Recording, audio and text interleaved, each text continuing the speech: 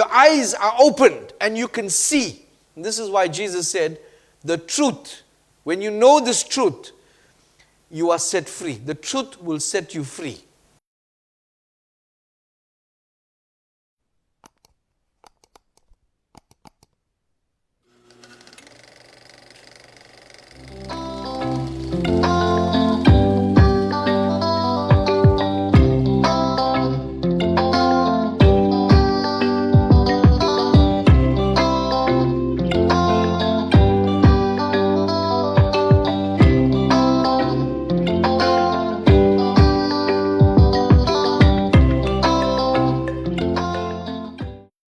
Good morning, Trinity International. Thank you, my family members, for joining me in our online Sunday morning broadcast. I know that many of you cherish these sermons, and God leaves a mark in your spirit, and every time you watch, you grow spiritually. Your spiritual level sometimes is sustained at that level as you watch and learn. Thank you for joining me. I want to also thank those of you who make it possible through your tithes and your love offerings for me to do this great work. You know, we don't do any evangelical collection separately from your tithe and your offerings. We don't take up those kinds of offerings. And we use whatever we have to promote these sermons so that more and more people can get and attain the spiritual level that you do, those of you that listen ardently. And we promote it on TikTok. We're looking into YouTube. And our TikTok views have really skyrocketed since our promotions. And we pay. With whatever we receive, we pay for these promotions so that we can promote our TikTok videos especially. That's why you'll notice I try to keep my sermons under an hour so we can use that video and put it on TikTok. Now, I just wanted to bless your hearts, those of you that help me through your offerings and tithes. You know, a couple of weeks ago, our video, you know, it's an ongoing thing. They give us stats. And the stats for one of the videos a couple of weeks ago was that just over a period of one day, 24-hour promotion, the views have tremendously escalated. What blesses me more is that which country are the ones that dominate the viewing. And as you can see on the analysis, Pakistan has reached over 90% of clicks on that video, and United States, followed by South Africa, Iraq, and as you can see, it goes down further. But I want to thank you for making this possible, that we could take God's message, God's illuminated word, and share it throughout the continents. And all those people that get saved, all those people that get spiritually nourished, it's because of you. And I want to thank God for you. And I want to bless you. May God bless you. Now, you know, always, every now and again, I'd like to show you what's going on in the world and how it will lead to the book of Revelations, where we have to take a mark in order to buy or sell. Now, the United Kingdom, on the 18th of September, that's just in a couple of weeks from now, are going to put cash withdrawal limits. In fact, lots of ATMs will be closing down because you're not allowed to withdraw cash. Soon that will be a law. But in the meantime, they're putting a limit on how much cash the United Kingdom people can withdraw from their ATMs, from their bank. Let's just watch this. From September 18th, 2025, withdrawing more than £200 in cash within 7 days will activate an alert on your account. Yes, the moment you cross that limit, your banking activity goes straight to the Financial Intelligence Unit, supported by HMRC, the Treasury and the Financial Conduct Authority.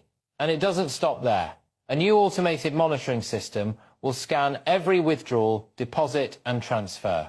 Take out £300 today and another £100 later in the week, instantly reviewed. Your account could be checked, restricted or even temporarily paused. Do this often and you could end up on a high-risk list, facing blocked transactions, limited card use and possible reports to other agencies. At the moment, as far as I know, this same restrictions are being applied across the world. Of what we know, it's Nigeria, France, New Zealand, South Africa. I've given you that a few weeks ago. They have limits. Among the host of other changes that are going to follow suit. In fact, in the European Union, the entire countries that are part of the European Union, the European Central Bank chief, Christine Lagarde, says this to us. As I said, I don't want Meta, Google or Amazon to suddenly come up with a currency that would take over the sovereignty of Europe. Now we have in Europe this threshold. Above 1,000 euros, you cannot pay cash. If you do, you are on the grey market. So you take your risk. You get caught, you are fined or you go in jail. But you know, the digital euro is going to have a limited amount of control. There will be control, you're right. You're completely right. We are considering whether for very small amounts, you know, anything that is around 300, 400 euros, we could have a mechanism where there is zero control. But that could be dangerous.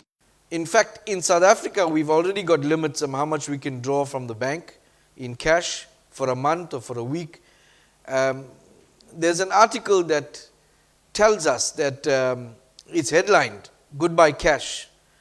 The Reserve Bank wants full control of South Africa's instant payment system." So, you know, BankServe normally operates to give you access to move money from one account to the other. They own 50%, the Reserve Bank own the other 50%. Now the Reserve Bank wants 100% control.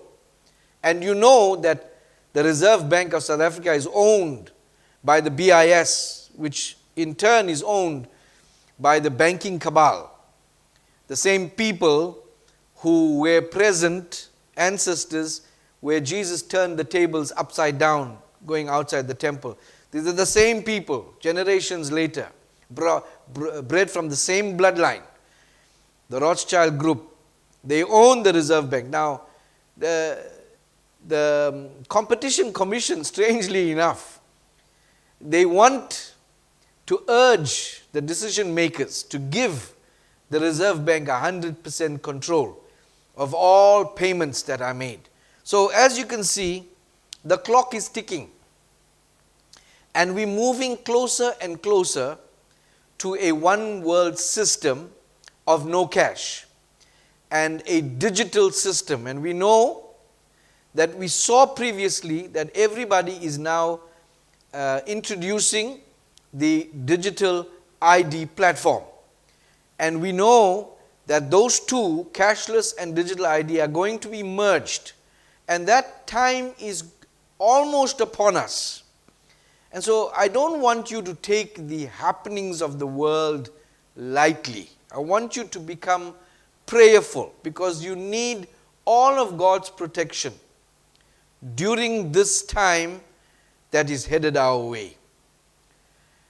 You know, last week, listen, I'm going to take you on this journey of exploration that very few people do. And it's about realizing that the physical world that we live in is an illusionary matrix. Now, we went through that in some detail. I gave you an example of when you put a virtual reality headphone on your eyes, you can immerse yourself into a virtual world. And in that world, you can buy, you can sell, you can build, you can marry, you can associate, you can have parties. And in reality, as we are now, the devil has created a virtual world for us, similar to the ones where you wear the glasses. Now, this virtual world is illusionary. And the thing is, most people are convinced, because their spiritual identity is dead or dying, they are convinced that this world is real. Therefore, they are striving to progress in this world. They are striving to get ahead. And the more things you attain, the more things you have to worry about. And so, the people are pushing forward in life, making plans.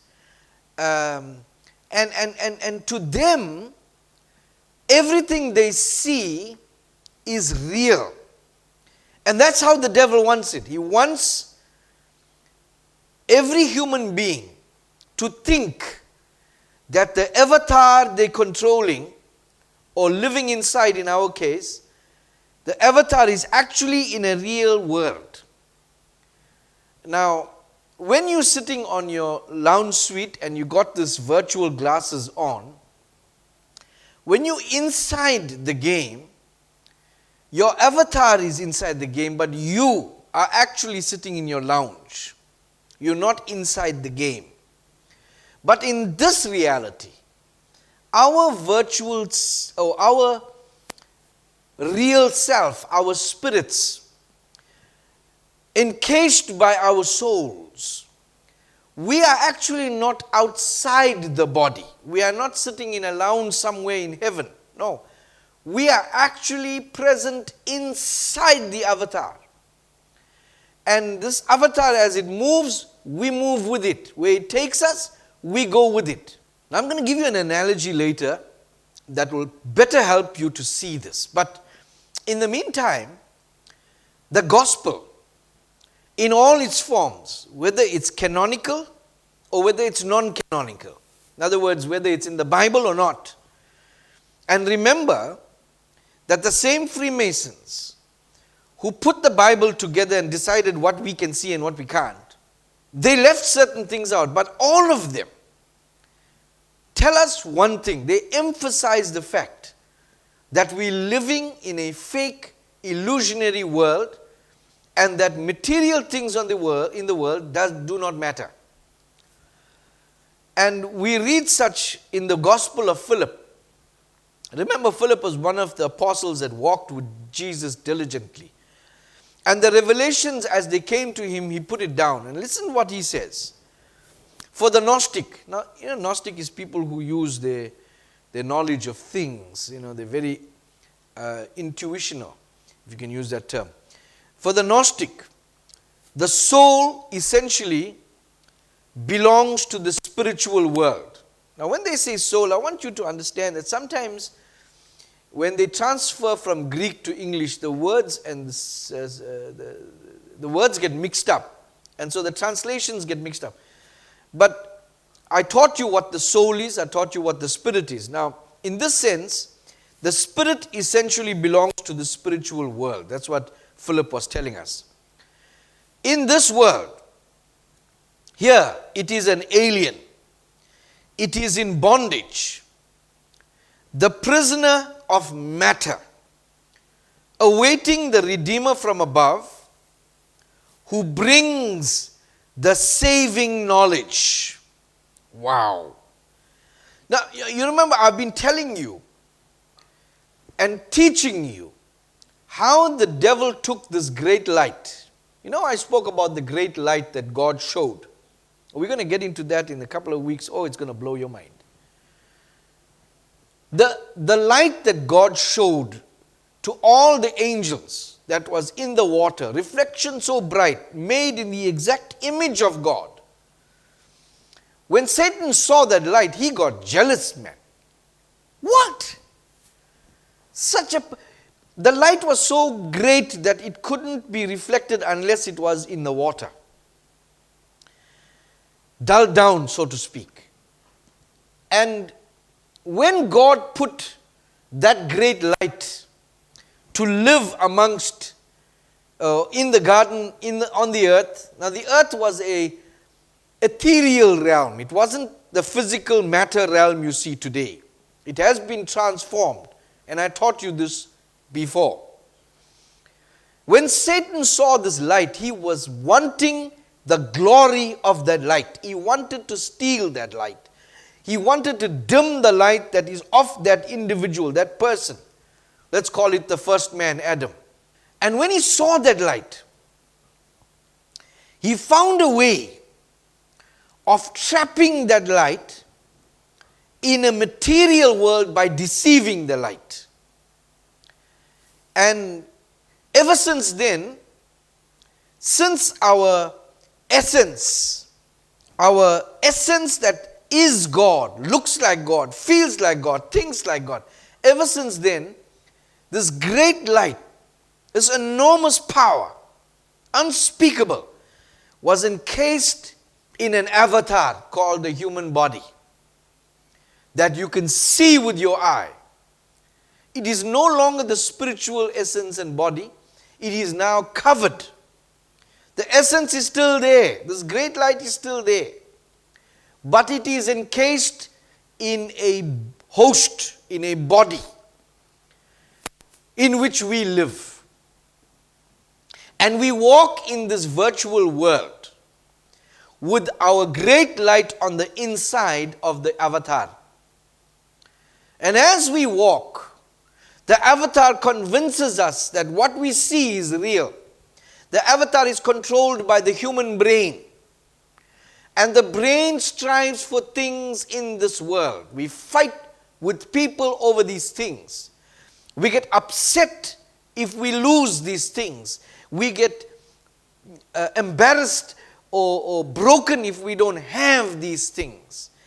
And so this brain controls now the great light that sits inside. And the more power the brain has, the dimmer the light becomes. And the whole point is that the devil wants to steal that great light, to dim it to a point where it goes totally off. And this is what we read now in the Gospel of Philip. This spiritual is an alien in bondage, the prisoner of matter. And until Jesus came to give us knowledge about what we truly are, we get trapped in this world of matter. So the Redeemer, the one that comes to redeem the light, has come to give us this knowledge. Now the same knowledge that Jesus was giving to his apostles and the world is the same knowledge that I'm giving you. And once you have this knowledge, you then have the keys to unlock the great light. Oh my God, listen to me. Do you know the devil is terrified? If only that light gets true knowledge and releases itself from the material, where the things of the world become dim, oh my God, he's in trouble. And he will do everything possible for that light to be inside that material body and to think that it is powerless. And that's why when you are in a situation, you think you are powerless. You think you are nothing. You are considering yourself depending on what you wear, what you drive, and where you live. You think of yourself as how much you amass. You think of yourself as everything that is material. He does not want you to see what you truly are on the inside. And that light, if it can only be free, the devil will be tramped by one breath.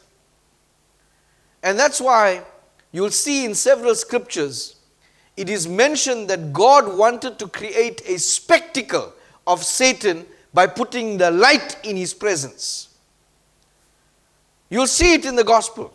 And so, instead of making God proud, we got trapped inside this avatar. And so the knowledge I'm giving you is to release the light, to acknowledge who you are. This great power, if the devil can only, if that light only knows what it is, He's finished. And so he will do everything. And this is what the world is doing right now. The devil is using the world to tramp and tramp and tramp that light deeper and deeper down. And the only way you can keep your light burning is to have this knowledge that I'm giving you. This is why it's so important. So understand it. All I can do is to give you gnosis, to give you knowledge. But you got to now use that knowledge to invite wisdom in. And as wisdom comes in, Jesus in other words, he will only come in with a pure heart. I taught that with you last week. You cannot react to circumstances in this physical world because it dirties your heart. You cannot react negatively, I should say. There should always be peace no matter what you see around you. Once you start to react, especially in a negative way, it dirties the heart, and therefore wisdom does not reside there. So the first order is to clean up that heart, to make sure there is no reaction to whatever wrong is going on in your life. No reaction. I have peace. I am a great light, Lord. I have peace within me. I can do all things through this light that strengthens me. I am the light. Are you with me so far? That's what you need to have in your mind. Now, things in the outside doesn't mean because you say that on the inside, you're going to see immediate changes on the outside. No. Paul was still in jail. Even despite that, the apostles were still hung on the tree, even though they had peace inside of you. So persecutions, as I read last week, will continue to come from the outside. But because your mind is elevated, because your spirit is in a different level, whatever happens here will be beyond the reach of Satan upon your spirit. So, don't think that for a moment that if I now say to myself, I am powerful, I am a great light. No, if the Lord in that great light decides and has a plan to overcome whatever you're going through, it will be overcome. If not, I'm still okay with it, Lord. I hope you're understanding me. With that in mind, let's read the book of 2 Corinthians that I wanted to read to you last week. 2 Corinthians talks about this veil that the devil put upon mankind to make them think they're living in a real world. And Paul talks about lifting that veil. And let's read about what he says. Therefore, since we have such hope, because we know things now, we use great boldness of speech. We tell it like it is. Unlike Moses, who put a veil over his face so that the children of Israel could not look steadily at the end of what was passing away. Now it becomes clearer. But their minds were blinded. For until this day, the same veil remains unlifted in the reading of the Old Testament because the veil is taken away by Christ or in Christ. But even to this day, that's the time when Paul was writing, when Moses is read, a veil lies on their heart. Because our heart is dirty. He's talking about the Pharisees. Nevertheless, when one turns to the Lord, cleans the heart, the veil is taken away. Now the Lord is the Spirit. And where the Spirit of the Lord is, there is liberty, freedom. But we all, with unveiled face, beholding as in a mirror the glory of the Lord. So when you have an unveiled face, you actually look at the light which is the glory of God, are being transformed into the same image that is God from glory to glory, just as by the Spirit of the Lord. Some of you can't fathom this glorious thing that you are. That's why Jesus said, you see, it says here, the Spirit of the Lord that dwells in you, which is Christ. It's actually written there. Now the Lord is the Spirit. And the Spirit of the Lord is. Where it is, there is liberty. So when Christ is there, in other words, when wisdom is there, you are liberated from this physical world and you have a different mindset. Your eyes are opened and you can see. And this is why Jesus said, the truth, when you know this truth, you are set free. The truth will set you free. I'm going to talk about 3 types of people that have this avatar now covering them in the world, the humans that are walking. I preached so much over this past few years, 5-6 years now. I can't remember whether I shared some of this with you, but these 3 types of people that walk in this illusionary matrix of a world that we call real. The 3 types of people are what is described as pneumatics, psychics, and hylics. Let's deal with pneumatics first and see what it's talking about. Pneumatics are spiritual beings. It refers to the spirit, where in Gnosticism, the highest order of humans.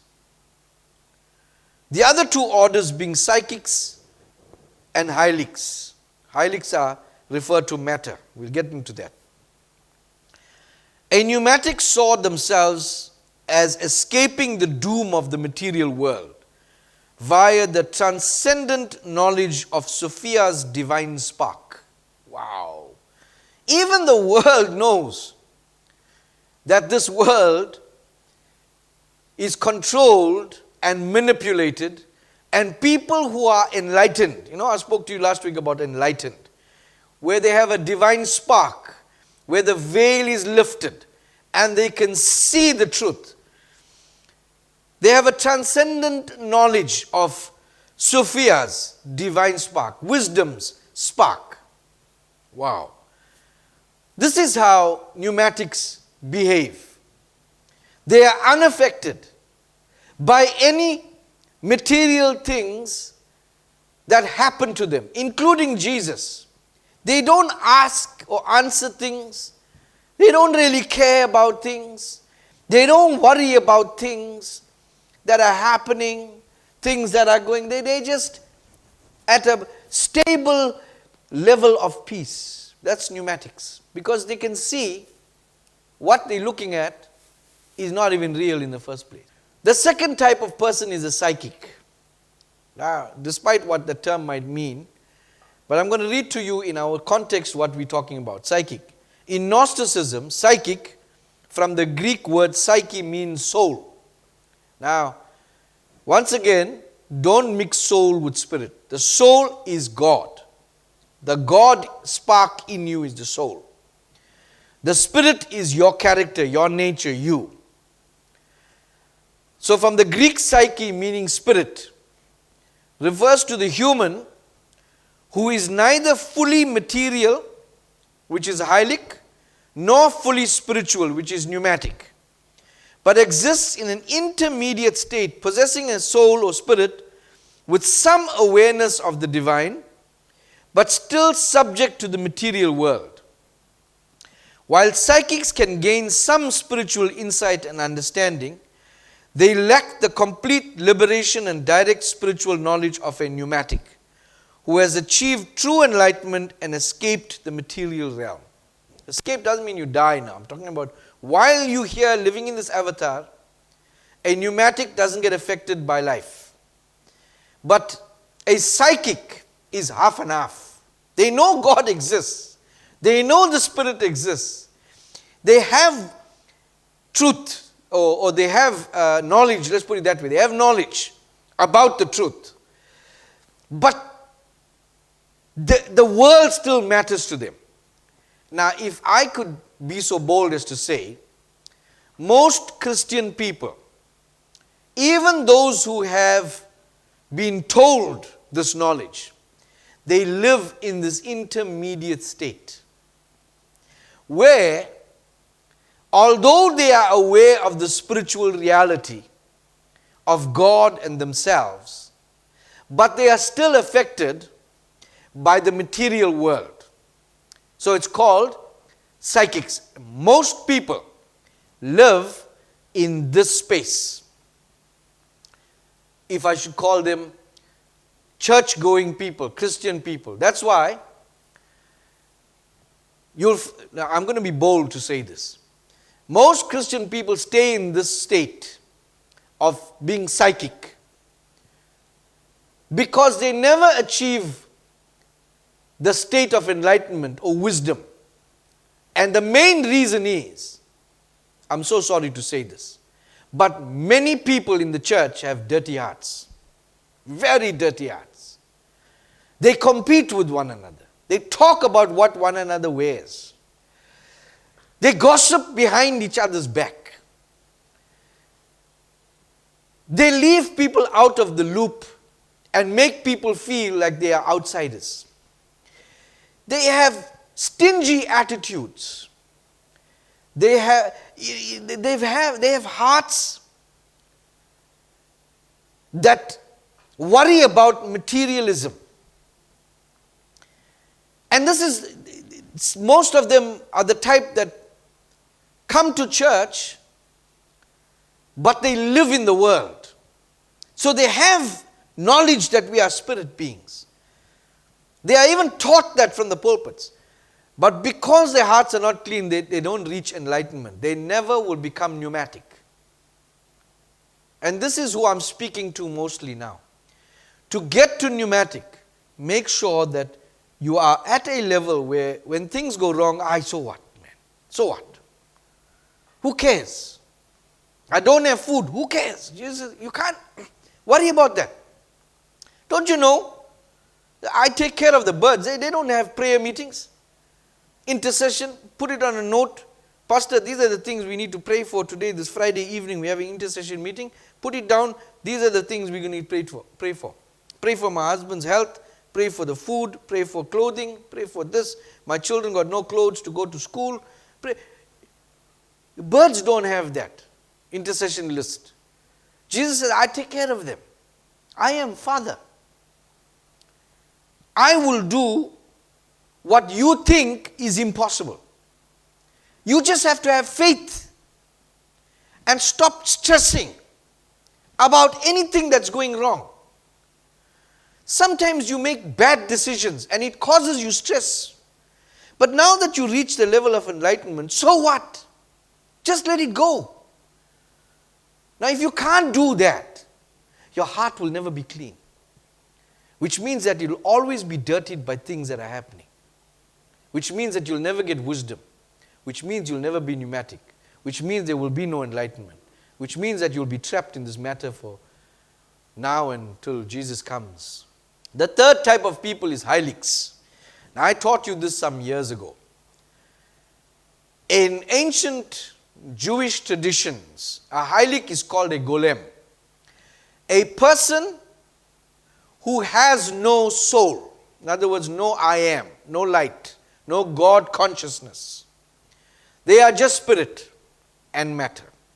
They have a character, they have a personality, they have an avatar, a body, but they have no soul. There's no light, there's no spark, there's no nothing.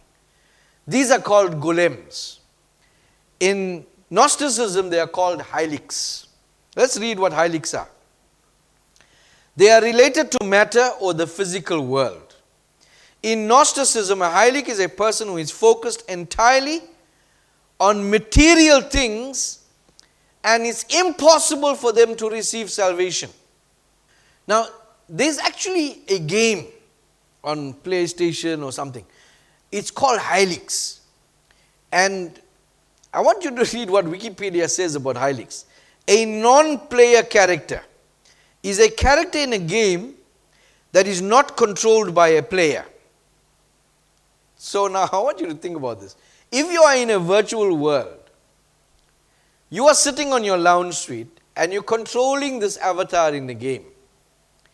But a hylic has no person sitting in the lounge controlling the actions of the avatar, is actually controlling itself. There's no player. It's called a non-player character. Is a character in a game that is not controlled by a player.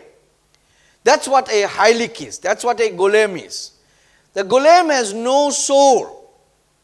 The driver is the spirit, and it is the only thing controlling, and everything that spirit, that mind is concentrated on inside that avatar, inside that body, is the physical things. And you'll know some of them. Some of them, they're forced to come to church. They're forced to listen to sermons because their wife says, sit down and listen. Or the husband says, you know, you need to listen to this pastor. He's talking a lot of sense. Or you need to read the Bible and understand who Jesus is. And no, some of them will come because there's someone who caught them by the ears and made them listen or made them come. But they are hylics. There is no chance for their salvation. And some of you even try to spread the gospel to hylics. Hylics are selfish people. They are lovers of themselves. They care nothing about the spiritual. They treat the spiritual with disdain. Hence you get so many who want to learn things to improve. They come to church for a blessing so that their physical matter lives improve. Some of them, they do things and listen simply to improve what they are. They care nothing about spirituality. They don't even, these are the type of people who listen to me for what they can get out to benefit them in this world. In this world, not to benefit their spirit, not to get them closer to God. No. How can I solve my problem by listening to this pastor? I hope you're getting this, people. Pastor, I know I'm listening to you, but I want to know how to solve my problem. And these are the people who watch, and because they don't respect the spiritual, they won't even open their wallet to give money to the church, even if it's 1 rand. But they won't. Because many of them are hylics. Hylics watch. The devil has actually used hylics who don't have a conscience. Hylics cannot have a conscience. There's no chance of salvation. He uses hylics to lead governments. That's why they can hurt people and do wrong things to people and don't care a damn. One of them we know is Bill. They lead large organizations. But more importantly for our purposes, we can recognize those hylics. But you know who we can't recognize? The hylics that are standing on the pulpit and preaching. We don't recognize them.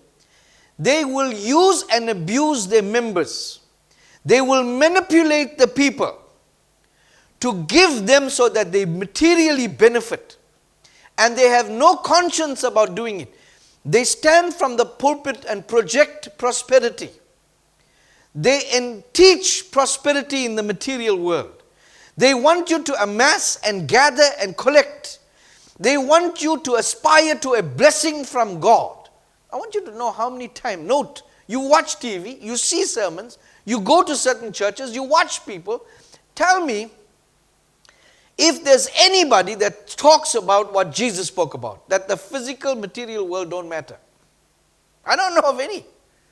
Everyone that I know of, that I've heard, talk about how can I get blessed. So when people watch me, there are many who say, Pastor, we listen to you, but how does that help us solve my problem?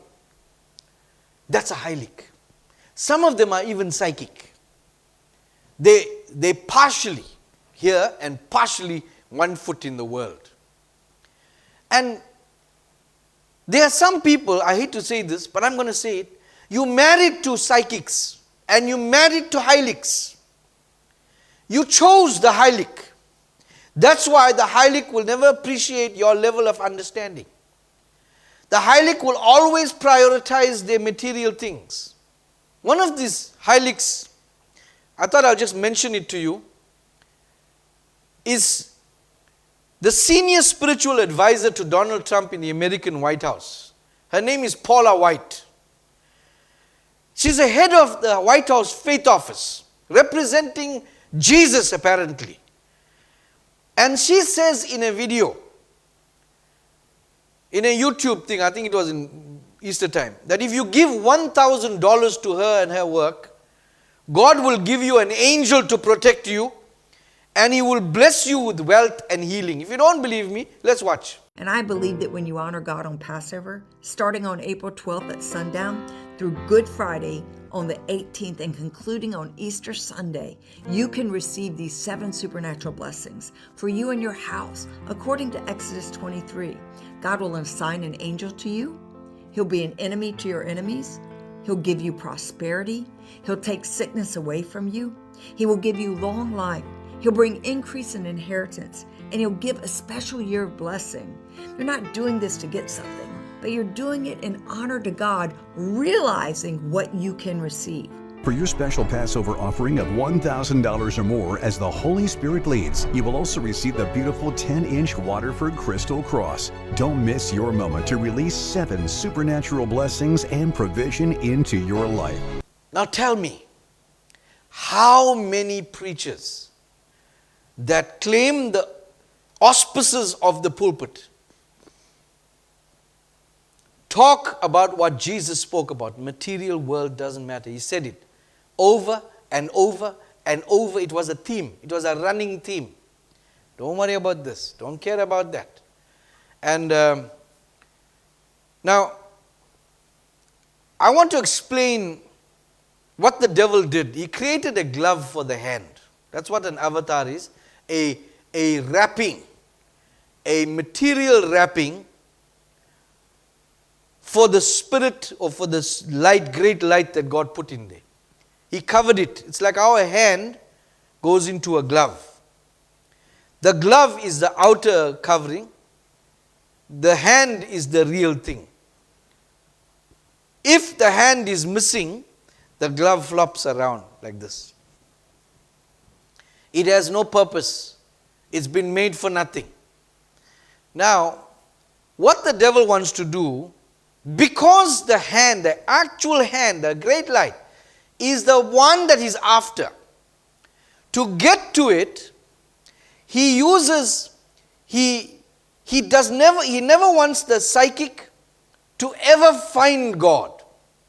And because the psychic is living in this world, he's going to cause problems in this world, so that the psychic, the ones with one leg here and one leg in the spiritual, so that the psychic never reaches a level of peace and understanding, always has a spoilt heart, if I could use that term.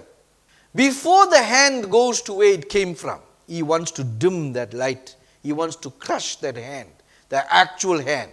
So he will poke the glove, he will put holes in the glove, he will make everything possible so that whatever happens to the glove affects the hand. Now when people get affected, when they get raped, when they get abused, their glove got abused. Their glove got hurt. And the devil wants the hand to think that the hand got hurt. But the hand didn't get hurt, the glove got hurt. So I will have peace no matter what happens with the glove. The glove can get sick, the glove can whatever. It's a glove. It's a covering. It's a material fake thing that the devil put here to cover my great light. My great light is not going out under any circumstances. This is why, in order to affect the spirit of a man, they wanted to poke people with the poke 5 years ago. They wanted to put the poke so that they alter the character of the hand.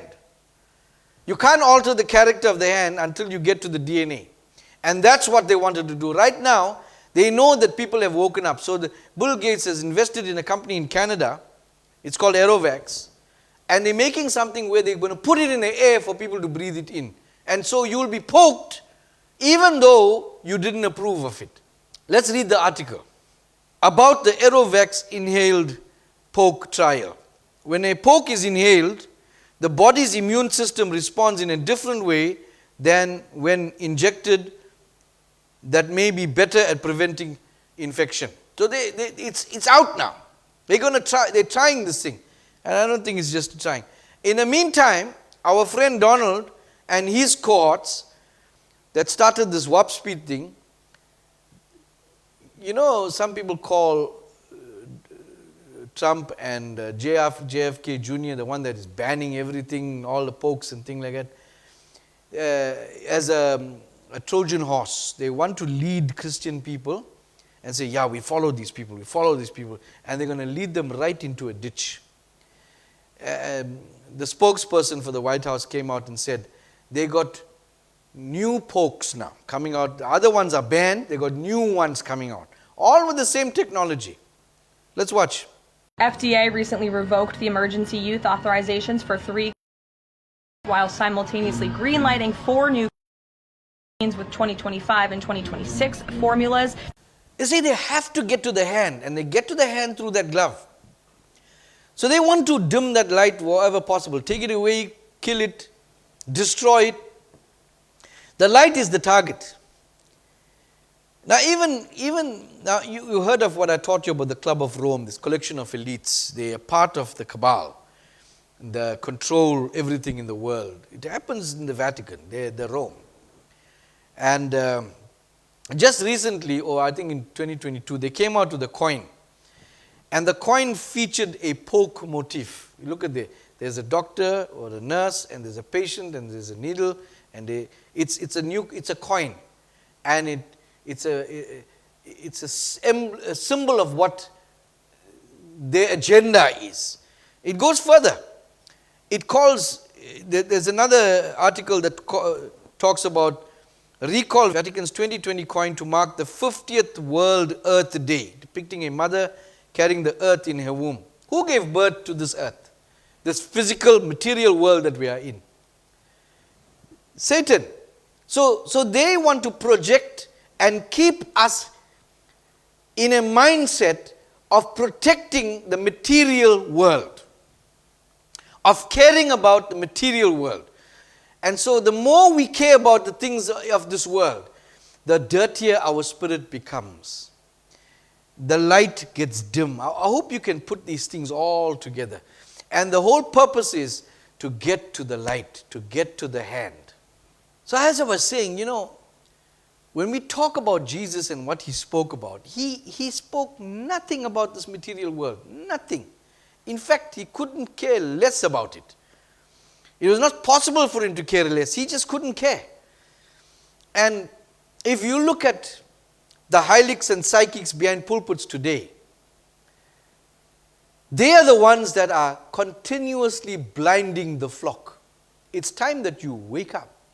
It's time you recognize, oh, but Pastor, I've been sitting in that church for so long. He baptized me, he even baptized my mother, and so long you carry on. If you keep getting pushed, because the mind is very malleable, if you keep pushing a person in this direction, this is who they'll become. That's why you find certain persons who go to churches that are well defined, very big buildings, plush people, all rich cars, they become like that because the mind pushes you in that direction. It ignores the spiritual and emphasizes the physical. There are some people who can differentiate the two. They can have things and still not care more about God.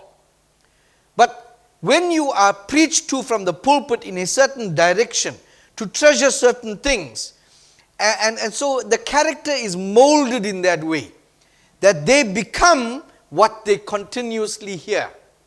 I want you to be aware of this. Now, because of these teachings, the people will be when Jesus comes, they will be wrapped up in their lives, eating, drinking, marrying, getting married, finding partners, moving on with life, pushing forward, everything accumulating. This is what they'll be doing. And Jesus told us so. He told us in the book of Matthew. Let's read. But as the days of Noah were, so also will the coming of the Son of Man be. For as in the days before the flood, they were eating, they were drinking, they were marrying, giving in marriage until the day that Noah entered the ark, and did not know until the flood came and took them all away. So also will be the coming of the Son of Man be. I want you to imagine this world is like a chessboard. All the pieces the devil controls, except the pneumatics. He controls their behavior and their actions by what he puts out in the material world. What blockages, what obstacles he brings in the way of these people. And so, no owning this material world, he says, yes, go ahead, go to church. I own that place also. So I will push you in a certain direction. And even though you think you have a connection to God, you really don't. And this is where He owns everything. He pushes the pieces. Because this world is not ours. The only way we can escape is if we have enlightenment, we have wisdom. Some people go to church, you ask them, what you learned? No, nothing. What do you mean what I learned? We just went to church. It's like nothing went in that changed or transformed them spiritually. Nothing. And many of these people are hungry for something tangible, something they can use to build up their spirits. But we can, just to ease the conscience, I go, I come. I go, I come. Just to ease the conscience, they do it. And the devil says, yeah, go ahead, ease your conscience, go sit. But you'll get nothing. Nothing for that hand inside the glove, nothing. All you do is let the glove eat. But the food for the hand, you're not going to get. So the devil raises these preachers, these hylics and psychics, and gives them the biggest audiences and the greatest platforms, so that their message can move to all parts of the world without effort. So all these people that are controlled by Satan on the chessboard, all they teach is desire. I desire this. I desire. What do you desire? Put it on a paper. We'll pray for it on Sunday. Put it in a paper. We'll pray for it at intercession. This is what I desire. God says, if you find the kingdom, whatever you desire, whatever is good for you, God will bring it. These people never tell you that you're living in an illusionary matrix called Earth. They never tell you.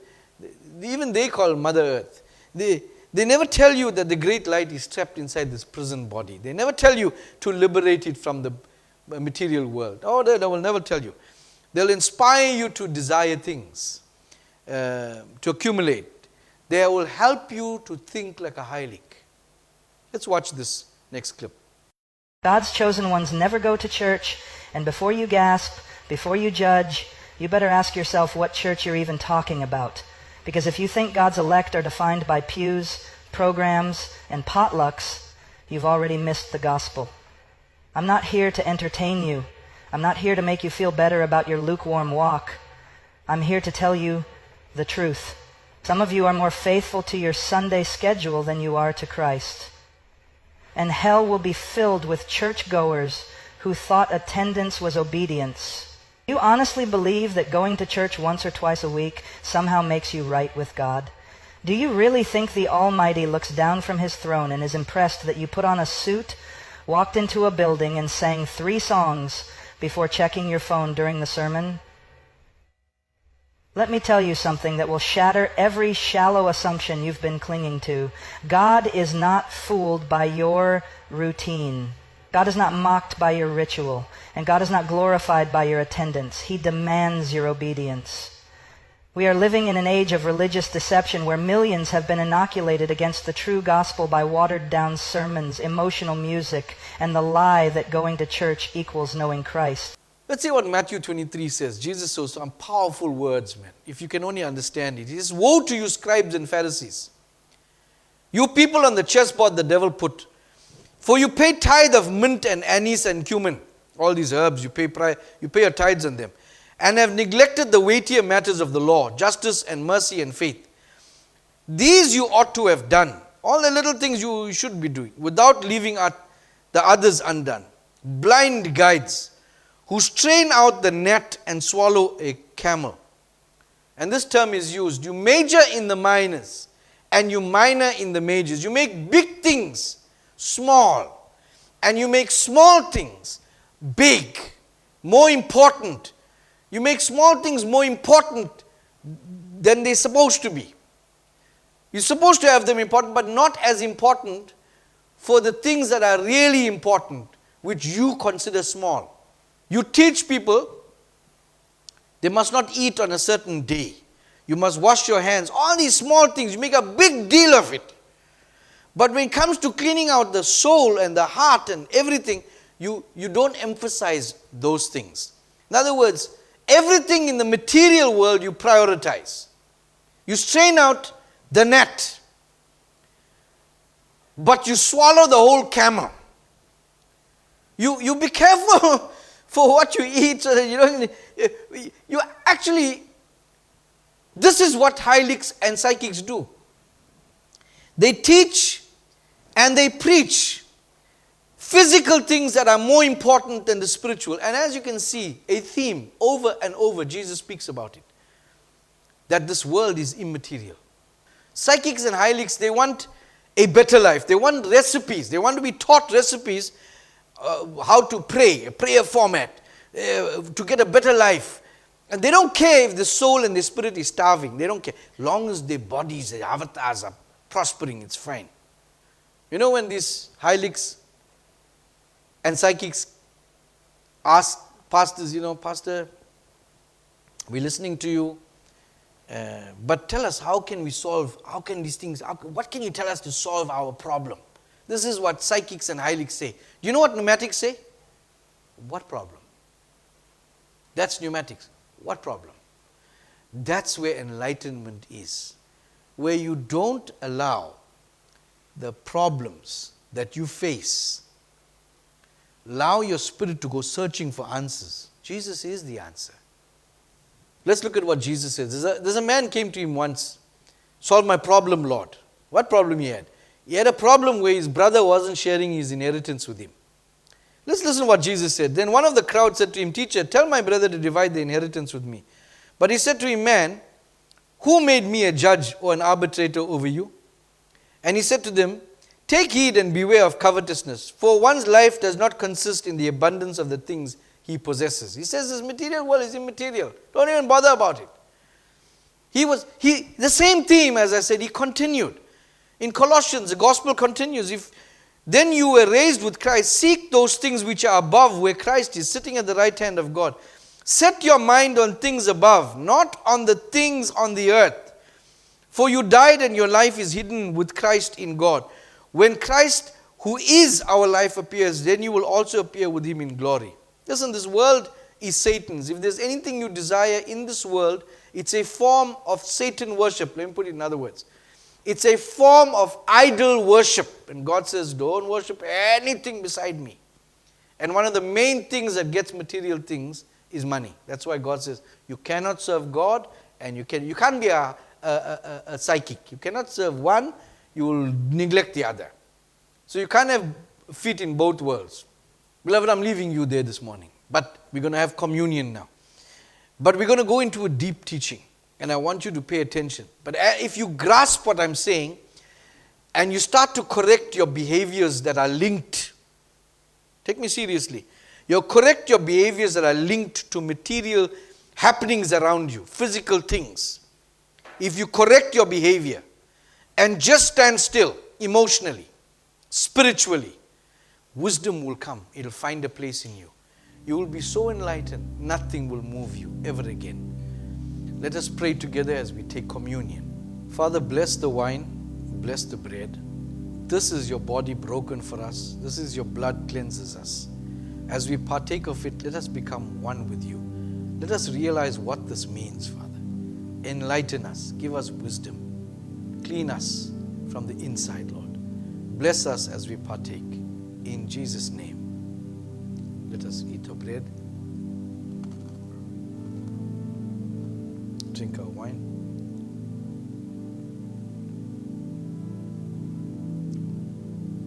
Thank you for joining me this morning in our communion service. May God bless you. I hope that you're getting richer every day. I'll see you again next week. God bless.